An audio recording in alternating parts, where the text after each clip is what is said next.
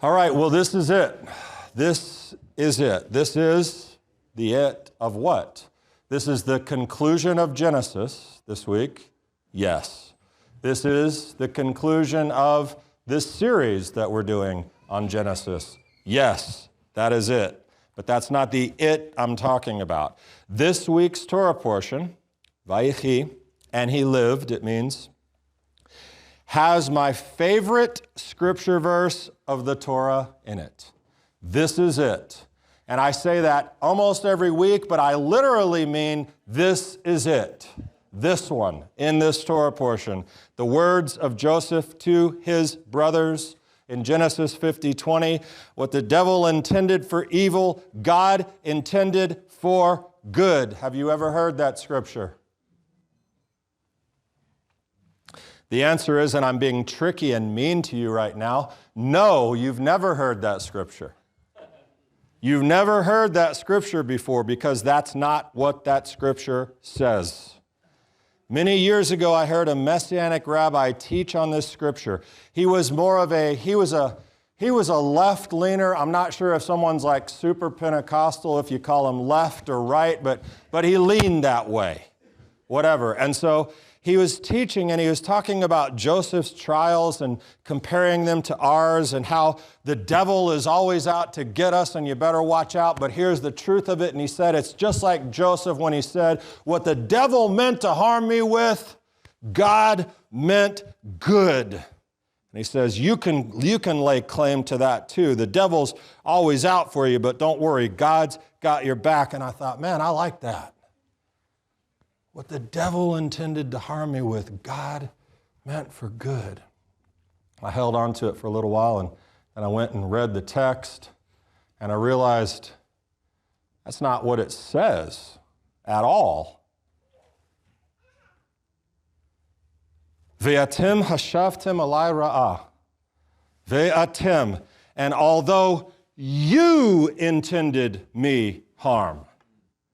Atem, you all, y'all meant me harm.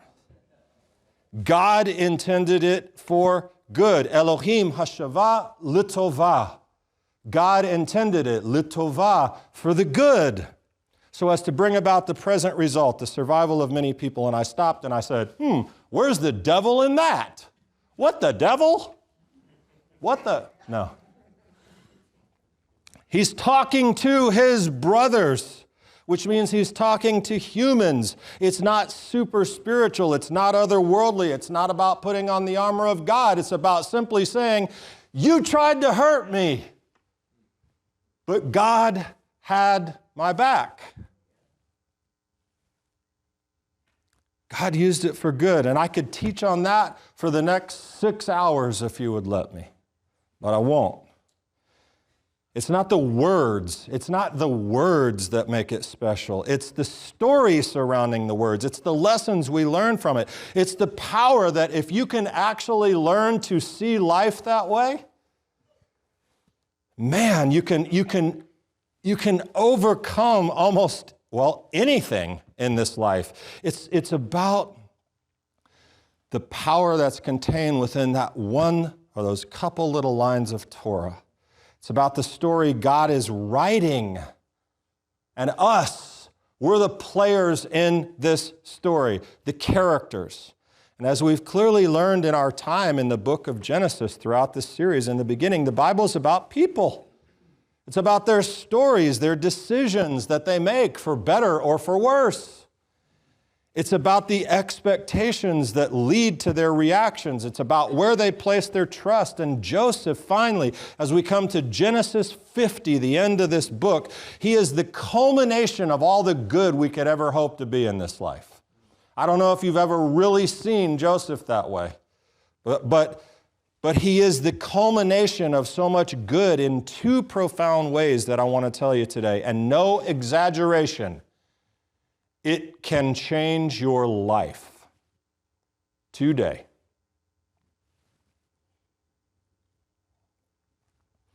What you intended to harm me with, God used it for good. You can become someone new. For the new year and all the years, God willing, that you have left. 7.6 billion. Anyone have any context for that number? 7.6 billion, what do you think that is?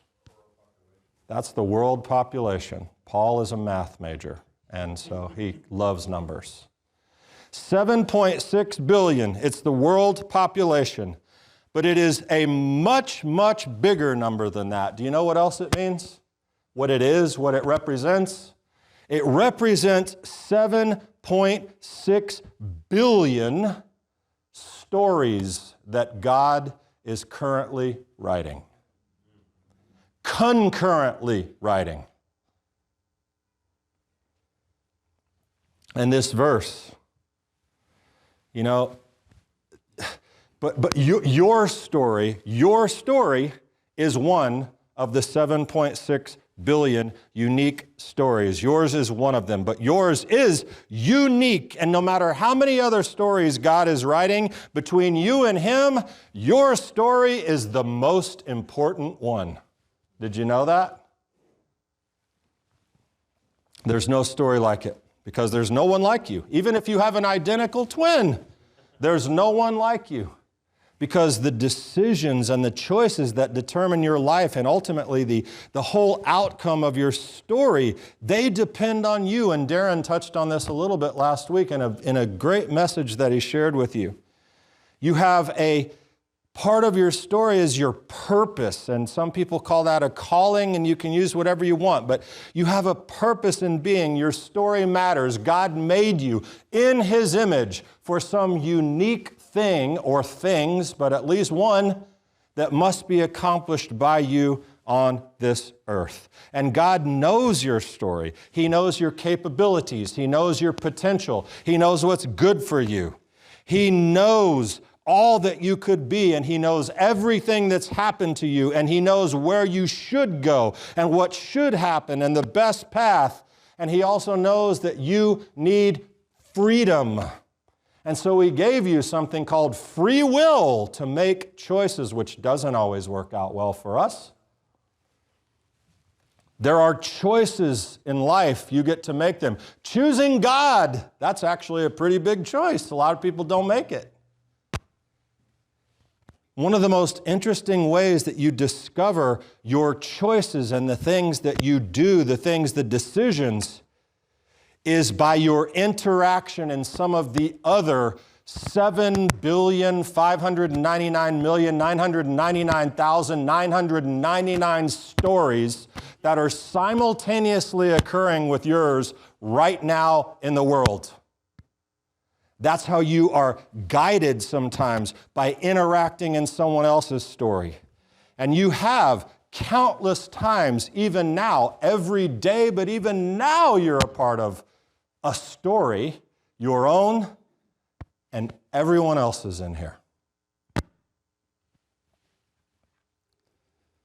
And our interactions with others will influence our story. They send us in a direction. And sometimes those interactions send us in a direction that we never, ever, ever would have intended to go. It's a version of the butterfly effect. You familiar with that?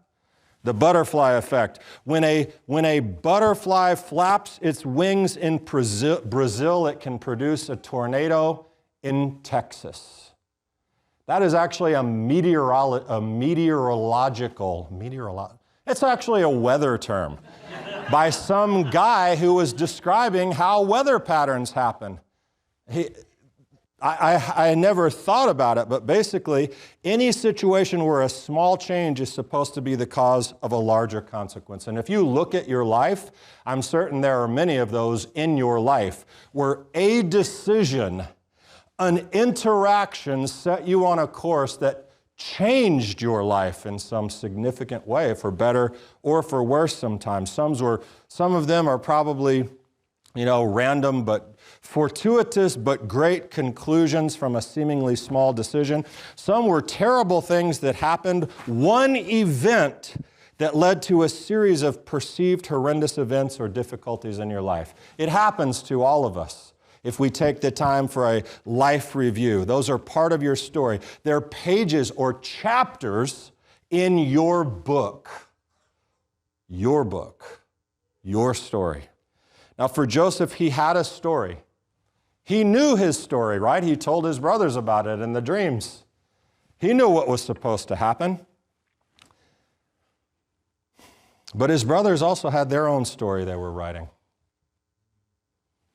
And we've read about them and we've seen them over the last few weeks. Judah and Reuben and Benjamin, and each story is unique, but they're so interrelated, and events that were seemingly way out of Joseph's control, that is, they were other people's stories. They wrote him in and affected his outcomes, and this is life. However, briefly, someone is written into your story, it can hugely shift your life. Have you ever experienced that? It's true. And that never changes, actually. But here's the thing. While we are the main character in this story that is our life, God is the author of it, actually. He is outside it. He is above it. And ultimately, He can direct its course. Now, despite our decisions sometimes, as we've observed over the last several weeks, even more importantly, as Joseph shows us, when bad things happen to good people, God still gets to do things. God can still do things. God can still direct the outcome, though the end result, it might be a circuitous path or much more difficult than it had to be because we make bad choices. But sometimes in the pages of our life story where other people influence us, God still directs. And it's not at all about what the devil does to us. It's about the stories of life and interaction. What you intended to harm me with in Joseph's life, for that brief little chapter where you threw me in a pit for whatever it was that motivated you to write your story that way and affect my story as significantly as you did, why ever you did that, God used it for good in my story. And ultimately, in yours, he tells his brothers. Did God cause Joseph's troubles? I don't actually know the answer to that because that's not a very comforting way to see God. It's not happy that God orchestrates these troubles. It's not always the case because we're the ones who cause most of our own troubles. We don't need God to do that for us. We're really good at that. But I don't know that God is the author of Joseph's troubles. I only know that Joseph's reactions to all of it demonstrated the ultimate and most difficult, I have found personally, the most difficult attribute of this life. When bad things happen, to somehow believe it is part of the plan. When bad things happen, to somehow believe it's part of the plan, part of the story of my life, part of the story that God is writing for me, with me. Elohim hashava l'tovah, that God intended it for good, which reminds us, of course, of the famous dictum of Rabbi Nahum, Gamzu l'tovah. What's it mean? Gamzu l'tovah. Whatever it is, this too is for the good. And as I reminded you last week or somewhere, sometime ever, I want to just caution you real quick. You don't get to say that to other people. When someone else is going through a really difficult time, you don't get to say, Gamzu l'tovah. It's for the good. Enjoy it. That's for you. You are the one who looks at you and says, Gamzu l'tovah, this too is for the good somehow. Somehow. Because what we're truly in control of, and really only in control of, is what? Our response, our reaction, how we respond to the difficulties. And that's one important life-altering realization of Joseph's words. While you intended to do me harm, God is with me. I'm with him, and we're creating a story. But there's the other side of the story, because it's so easy to focus on ours and look at all that's happening to us and say, oh, well, me. But you have to understand that we always are easily able to see everyone written into our own story, but you are also written into theirs. It works both ways, literally, the other side of the story. You're all a part of everything interconnected with these people. Now, I want you to imagine this. If we are written in to people's stories that God is writing in their life, their unique story, I want you to ask yourself this: what character would I be in that story? How would I be written in? What would an outside reader's impression be of me if they read that person's story and saw my interaction in it? What would someone think of me? Now imagine the irony here in our Torah portion. Genesis 50. His brothers went to him themselves, flung themselves before him and said, we are prepared to be your slaves. Now I want you to think about that. This is at the end of the story. First of all, as we've talked about many times in Genesis, we always assume the worst. We don't always, but see, I just made a horrible assumption there. We assume too often the worst. And that's what his brothers are doing. They're going before him and saying, oh my gosh, Dad's dead. Joseph's going to kill us now. We've got to take this into our own hands and fix this. So they go and they fling themselves before Joseph and they say, we'll be your slaves. Now get the irony. They sold Joseph into slavery. And these years later, they are prostrate, begging to be his.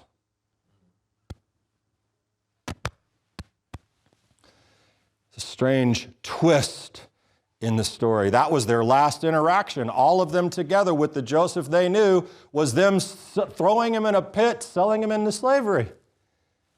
And as I've told you before, and Joseph has them. That is the moment for the sweetest revenge. Yes, you will be my slave. Get down. Get me some scrambled eggs and a beer. Get out of here. Whatever I want. That's the moment. But Joseph says, no.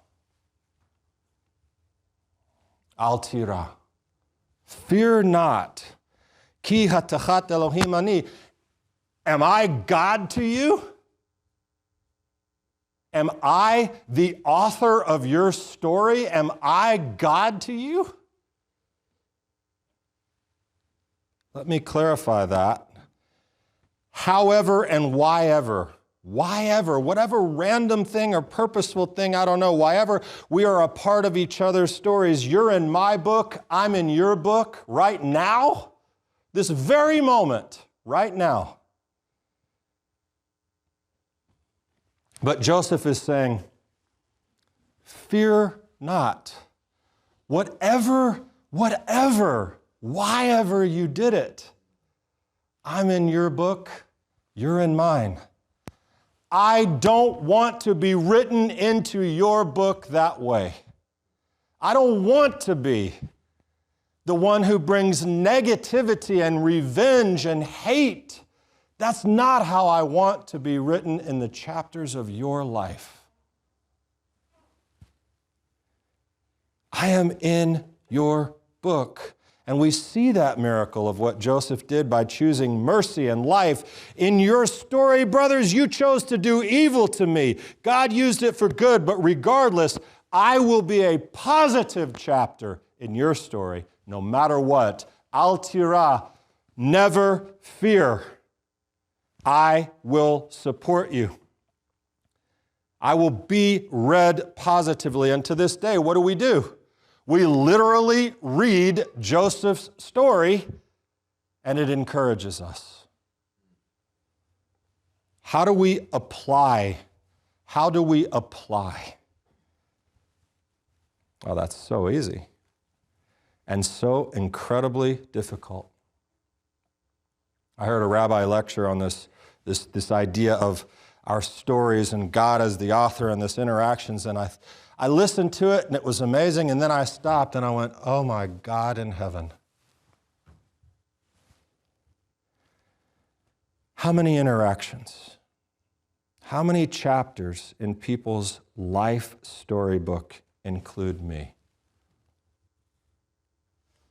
And how many of them, if I were given the chance to sit and read them, how many of them would I be embarrassed to read?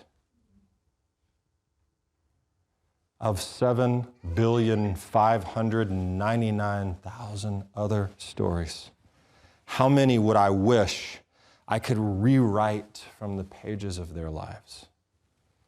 How many would I change my reaction knowing that that chapter that included me may have caused them sadness or pain?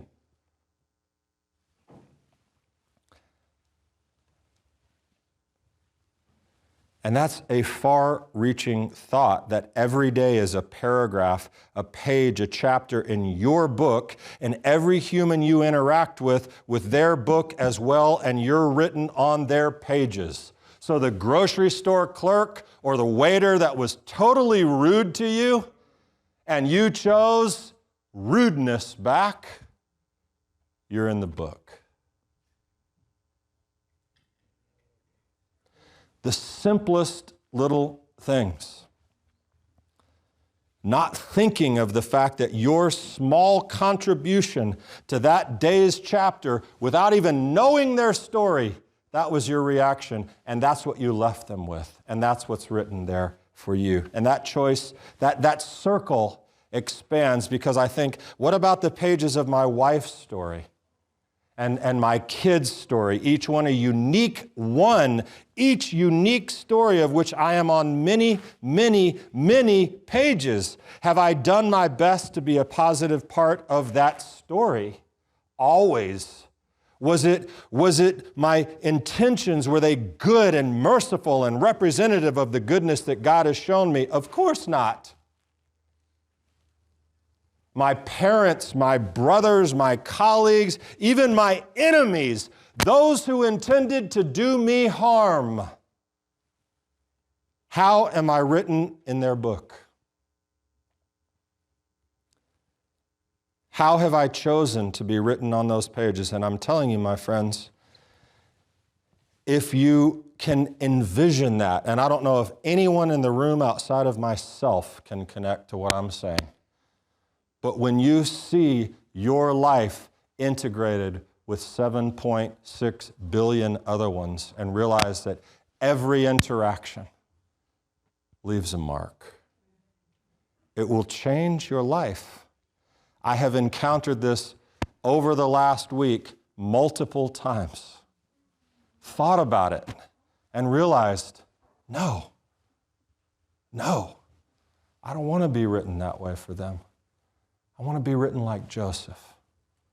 I want to be written with good. I want to be written with forgiveness, and I want to do all these things. But, you know, Joseph is a messianic figure for so many reasons, but none more powerful than these words that we've studied today. It takes you to our Messiah directly. At his death, on the cross, at the hands of those who intended to do him harm and did do him harm. But what did he say in Luke? Forgive them. They don't know what they're doing. What you intended for harm, he says, God is going to use for good. You're not my enemies, you're part of the plan. And that idea, for God is the author, and even your enemies are only a tool in the author's hand if we can see it that way. And if you can interact with people that way. And so Joseph, Yeshua, and then there's you. And we can look back and we can say, I've tarnished the pages of so many people's stories. Maybe you can say that. Hopefully you can't. I don't know. I know I can. But that's not today's point, is to leave you wallowing in misery and saying, I'm a terrible person. It's the opposite of that. Why would we look back? We look forward. This is a transition point in life when you really hear what I'm saying and you begin to see your life and others' lives through this lens of God writing 7.6 billion stories. Yours is great, but yours affects a whole bunch of other ones, and they're gonna interact every single day. How do you want to be written? Because it's not just for this world, it's for the next. When we answer for everything we've done, thank God for the grace of Messiah.